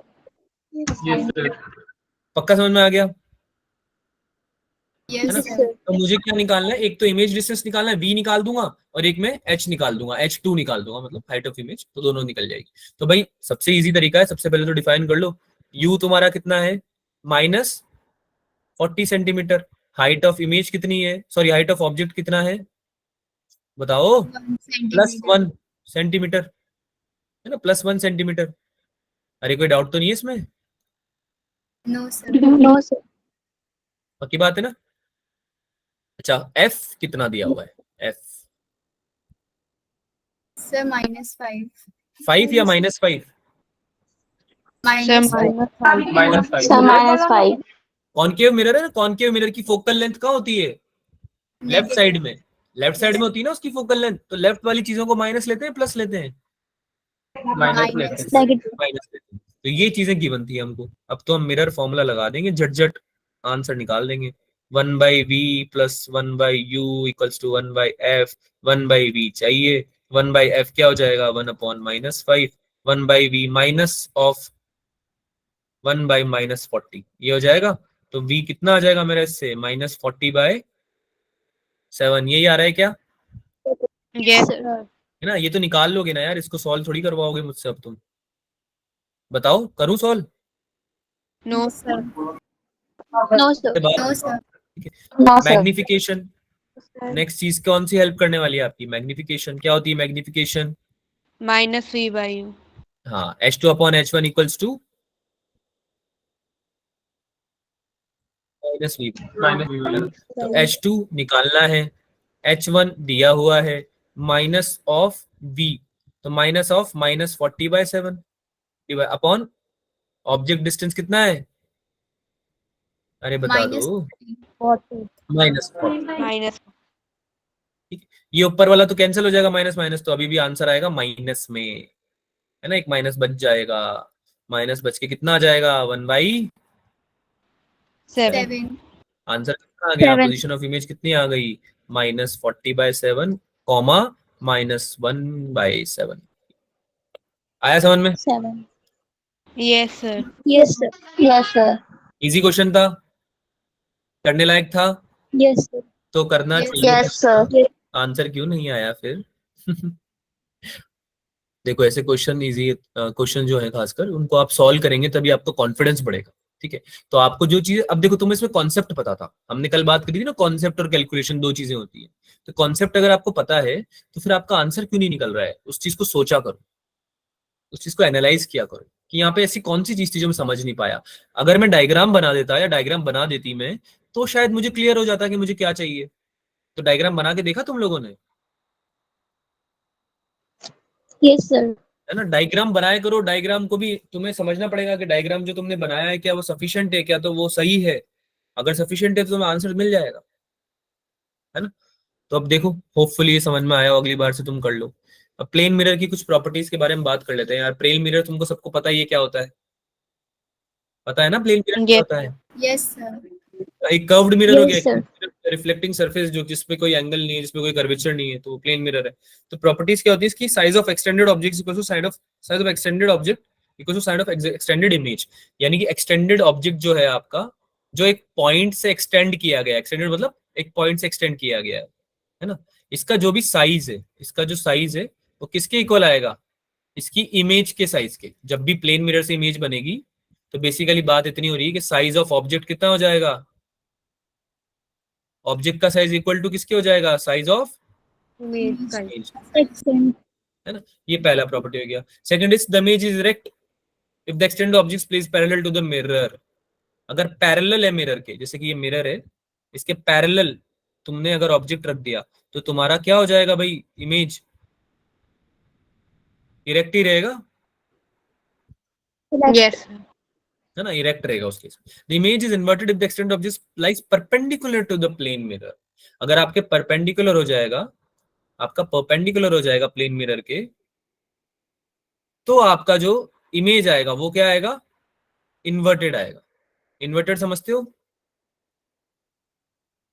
इन्वर्टेड समझते हो ना? Yes, sir. अरे हाँ ना तो बोलो यार, बिल्कुल ही तुम तो Yes, sir. मतलब ऐसे कुछ बोलेंगे ही Yes, नहीं sir. यार।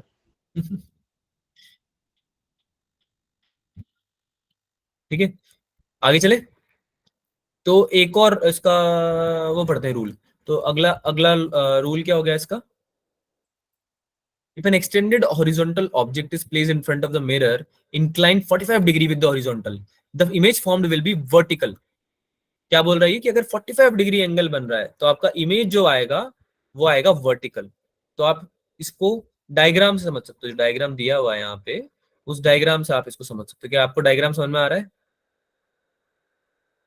देखो ध्यान से, यहाँ पे हमने ए बी लिया, एक ऑब्जेक्ट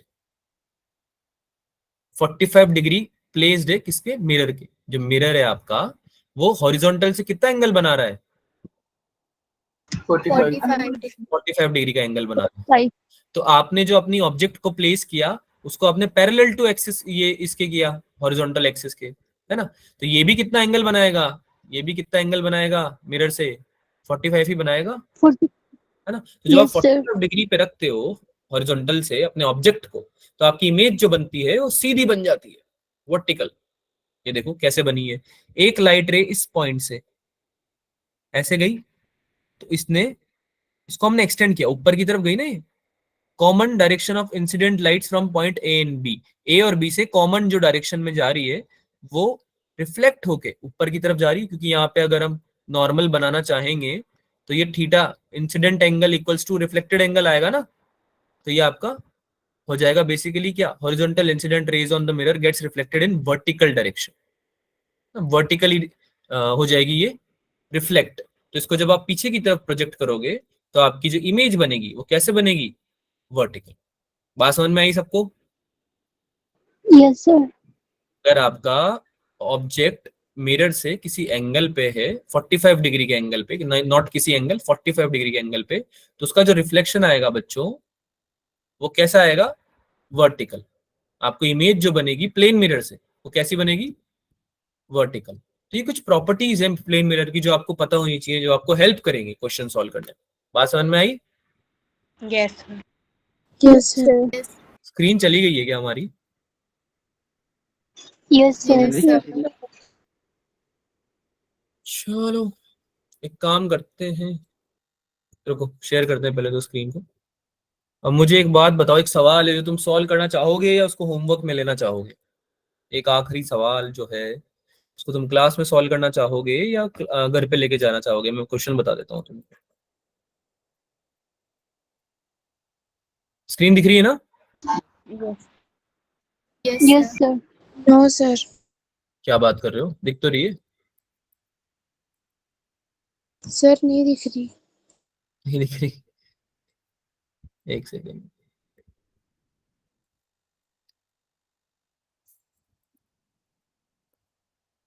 स्क्रीन नहीं दिख रही है क्या बच्चों? Sir, दिख रही है.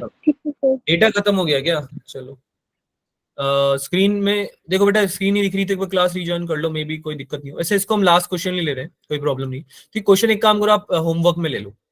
Let's do it in the homework. Question में समझा देता हूँ एक बार। क्वेश्चन आपको ये बोलना चाह रहा है कि आपको बताना है कि जो मिनिमम साइज होती है प्लेन मिरर पे इमेज बनाने के लिए, ठीक है, requires to see the full image on of an observer. जैसे कि आपका ये मिरर है और ये आपका ऑब्जेक्ट हो गया, ये आपका ऑब्जेक्ट है। तो इस ऑब्जेक्ट की जो हाइट है वो h है। इस ऑब्जेक्ट की हाइट कितनी है, h है। और आपका ये मिरर जो है प्लेन मिरर है। तो अगर आपको आपकी इमेज पूरी बनानी है, यानी कि आपकी इमेज जो बननी चाहिए पूरी h बननी चाहिए ना, साइज सेम रहना चाहिए ना भाई, है ना? तो आपकी फुल इमेज बनाने के लिए इस मिरर की हाइट कितनी चाहिए, इसकी मिरर का जो साइज है वो कितना चाहिए? साइज ऑफ द ऑब्जर्वर के हाफ होता है। कितना चाहिए भाई, हाफ चाहिए। यानी मिरर का जो साइज है वो ऑब्जेक्ट की हाइट की अगर आधा होगा ना, अरे यार जैसे तुम 6 फीट के बंदे हो, 6 फीट है तुम्हारी हाइट, तो 3 फीट का भी अगर आपका प्लेन मिरर होगा तो आपकी पूरी इमेज दिख सकती है उसमें। बात समझ में आई? अब ये चीज तुमको प्रूव करनी, ये तुमको प्रूव करना है। तो इसको हम अगली क्लास में भी ले लेंगे, पर आप इसको होमवर्क की तरह लेके और इसको सॉल्व करिएगा, ठीक है? ज्योमेट्री से सॉल्व होगा ये, बता देता हूँ मैं पहले से। ज्योमेट्री से सॉल्व होगा ये। ज्योमेट्री समझ में आती है? ट्राइंगल्स बनाने पड़ेंगे, सिमिलर ट्राइंगल्स एंड ऑल, है ना? Yes, sir.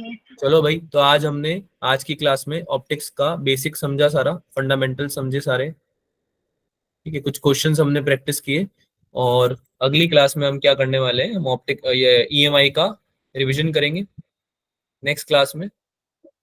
और ये जो हमने आज होमवर्क लिया इसको हम डिस्कस कर लेंगे, ठीक है? आप करके लाएं ये होमवर्क। और नेक्स्ट क्लास में आपका जो होमवर्क है वो क्या है कि आपको EMI रिवाइज करनी है एक तो, और आपको क्वेश्चंस प्रैक्टिस करने हैं मॉड्यूल से। ये होमवर्क है। Is everything clear? Yes. Yes. If you have anything to ask तो आप पूछ सकते हो। जो बच्चे डाउट्स जिनके थे उनके मैं आपको पर्सनली आपको डाउट्स आपका सॉल्व कर दूंगा, आपको बता दूंगा, ठीक है? जिन भी बच्चों के पर्सनल डाउट्स थे, ये जो 11 अगस्त वाले एग्जाम, ठीक है? चलो भाई, मिलते हैं अगली क्लास में। Bye bye everyone. Bye, sir. Bye, sir. Bye बच्चा।